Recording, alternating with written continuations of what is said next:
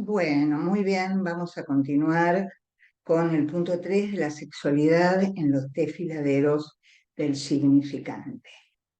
Para no dejarlos, acá va a tratar de aproximarse a lo que es para él, ¿no? Lo que es para él la idea del deseo del analista. Va aproximándose a su propia conceptualización del deseo del analista. Para no dejarlos con el pasmo de una afirmación que podría parecerles aventurada, me limitaré a recordar por qué entró el inconsciente en el horizonte de Freud. Hablemos de Ana O, pero dejemos la historia de O y llamémosla por su nombre, Berta Pappenheim, una de las grandes figuras de la asistencia social en Alemania. No hace mucho, una de mis alumnas me trajo, por divertirme, una estampilla timbrada en Alemania con su imagen, cosa que muestra las huellas que dejó en la historia. La transferencia se descubrió a propósito de Ana O. Breuer estaba encantado con la operación que se llevaba a cabo con la susodicha. Todo parecía andar como sobre ruedas. En aquel momento nadie hubiese puesto objeciones al significante de haberse resucitado esta palabra del vocabulario estoico. Ana se dedicaba a soltar significantes y a charlotear, y las cosas iban cada vez mejor. Era la chimney cure, la limpieza de la chimenea. Ni la menor huella en todo aquello de algo embarazoso, fíjense bien. Nada de sexualidad, ni con microscopio, ni con catalejos. La sexualidad entra de todos modos, pero por Breuer. La cosa llega incluso a sus oídos, porque se lo dicen en su casa: te estás ocupando demasiado de ella. Ante esto, el buen hombre, alarmado y buen marido por demás, decide que en efecto ya basta, con lo cual, como ya saben, la O muestra las magníficas y dramáticas manifestaciones de lo que en lenguaje científico se llama pseudociesis, que quiere decir simplemente el varoncito de un embarazo que se califica de nervioso. ¿Qué muestra? Se puede especular, pero tampoco se trata de precipitarse sobre el lenguaje del cuerpo. Digamos simplemente que el dominio de la sexualidad muestra un funcionamiento natural de los signos.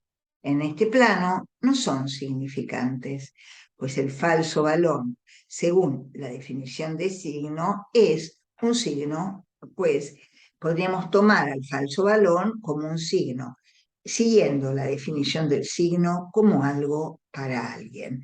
El significante, que es una cosa muy distinta, representa un sujeto para otro significante.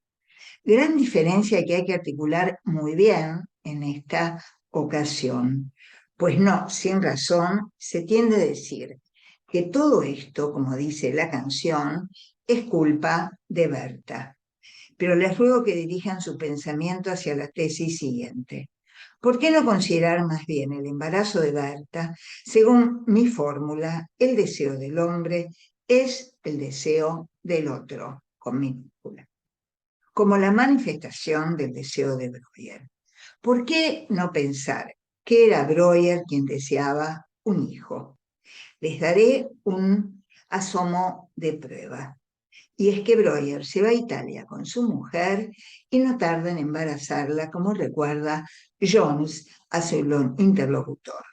En embarazarla de un hijo, dice el imperturbable galés Jones a su interlocutor que dice el imperturbable galés que por haber nacido en esas condiciones acaba de suicidarse en el momento en que él está hablando.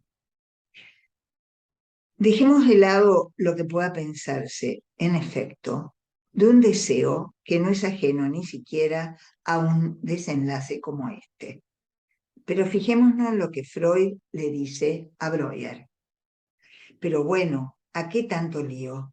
La transferencia es la espontaneidad del inconsciente de la Berta esa. No es el tuyo, no es tu deseo. No sé si se tuteaban, pero es probable. Es el deseo del otro. Con lo cual considero que Freud trata a Breuer como un histérico, puesto que le dice, tu deseo es el deseo del otro. Cosa curiosa, no lo desculpabiliza, pero ciertamente lo desangustia. Los que conocen la diferencia que hago entre estos dos niveles pueden aprovechar el señalamiento. Bueno, es importante esto en el sentido de que lo que Freud, de lo que Lacan está planteando, em, eh, lo que Lacan está, lo que Lacan está planteando es que es la diferencia entre desculpabilizar y desangustiar.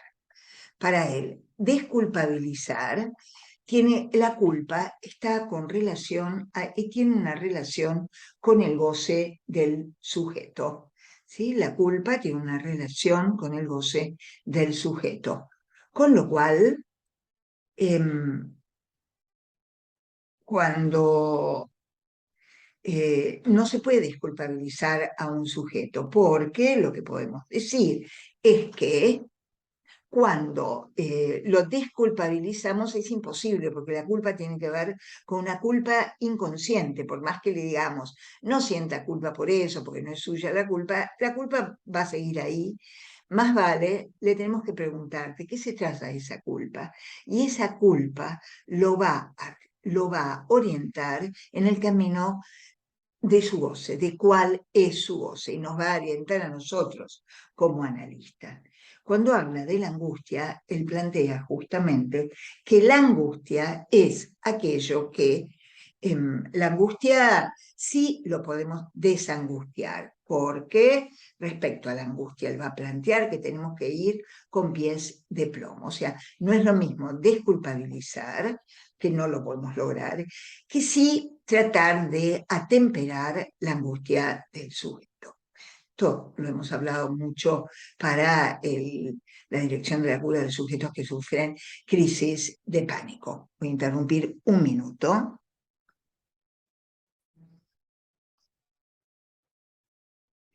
Bueno, muy bien. Muestro exactamente la otra cara está hablando de la transferencia, al decir que muestro la otra cara de la transferencia, ¿sí? Se refiere a una crítica a los postfreudianos, se los va a decir.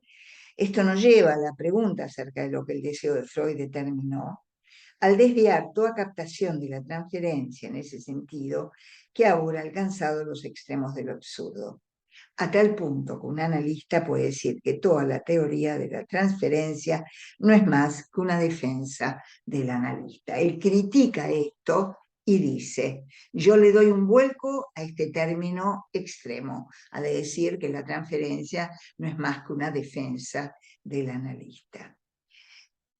Muestro exactamente su otra cara al decir que es el deseo del analista. Tienen que entenderme. No hago esto simplemente para poner todo patas arriba. Con esta clave lean una revisión general de la transferencia, que cualquiera puede escribir, alguien que escribe un qué sé yo, sobre el psicoanálisis, ¿sí? Puede también hacer una revisión general de la transferencia. Lean, pues, esa revisión general de la transferencia ya suficientemente designada aquí y que esta mira les sirva de guía. La contribución que hace cada quien al mecanismo de la transferencia, apartando la de Freud, no es algo donde su deseo puede leerse claramente, ¿sí? Podría, entonces, comienza a hablar donde de las distintas aportaciones que han hecho los discípulos directos de Freud, ¿sí? Los discípulos que lo conocieron, al concepto de la transferencia, diciendo que se ponen esas articulaciones teóricas en juego el deseo de ellos, la singularidad de su deseo como analistas, de su deseo de analistas. Podría analizarle a Abraham simplemente partiendo de su teoría de los objetos parciales. En este asunto no solo entra en juego lo que el analista se propone hacer con el paciente, también está lo que el analista se propone que su paciente haga de él. Abraham, digamos, quería ser una madre completa. También podría divertirme acotando la teoría de Ferenczi con una célebre canción de George, Soy padre soltero. Nürnberg también tiene sus intenciones y en un artículo verdaderamente notable, Amor y transferencia, se muestra a sí mismo en la posición del árbitro de los poderes de la vida y de la muerte. Es imposible no reparar en la aspiración a una posición divina. Todo esto puede ser simplemente parte de una especie de entretenimiento. Pero justamente en el transcurso de una historia como esta, es posible aislar funciones como la que quise reproducir aquí. ¿Qué sabemos de todo esto, ¿sí? De todas estas aportaciones de las distintos analistas? Porque en su articulación sobre la transferencia entre los desarrollos teórico-clínicos de cada analista se pone en juego la singularidad de su deseo de analista, ¿sí? No es para todos, no se juega de la misma manera ese deseo de analista articulado al deseo de sostener el análisis. Se juega también en la singularidad de los analistas. Sabemos a través de las fluctuaciones de la historia del análisis, de la intervención del deseo de cada analista, se ha logrado añadir algún detalle, alguna observación complementaria. Se ha logrado refinar alguna incidencia y ello nos permite calificar la presencia de cada analista en el plano del deseo. Allí dejó Freud a esa banda, como la llamaba, que lo seguía.